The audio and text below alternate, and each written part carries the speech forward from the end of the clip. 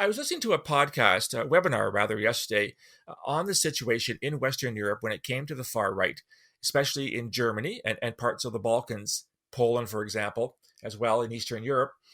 And the people on the webinar seem to suggest that France has a bigger problem than it likes to admit or than people realize. So in this atmosphere, Alexandre, in which everybody's talking about nothing but the far right these days, which I think is highly problematic, how would you describe and delineate the threat from right-wing extremism in your country today? That's an interesting question.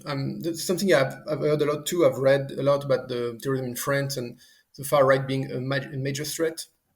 I think, unfortunately, it's a false equivalence.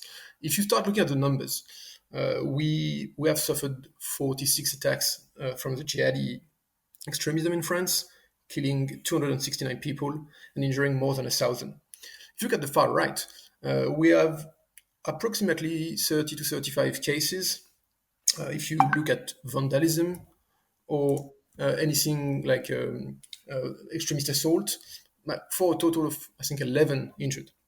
So we had a number of far-right attacks in France. We had mosques being attacked, mosques being shot at, mosques being burned, but mostly like at night when nobody was there. We had a bunch of assault in Dijon and Chalon-sur-Saône in 2017, and two in 2019 in Brest and by the Bayern Mosque. But none of them compare to the degree of sophistication or lethality that we have faced regarding jihadi extremism.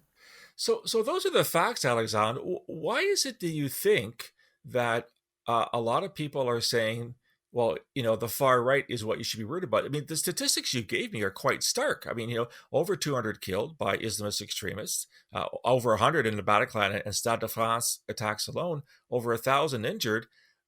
Why is this conversation turning in this direction as far as some people are concerned? Do you have any insight into that?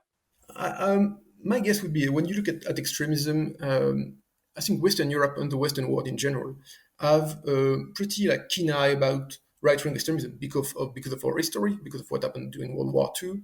We know exactly when what is free speech and what is extremism. When you look at jihadi rhetoric or even the far left, it's harder for us Western Europeans to point out what is free speech and what is violent speech or hate speech or anything that would lead to violence. So I think it's part of it. We are better equipped to detect extremism when it's on the right.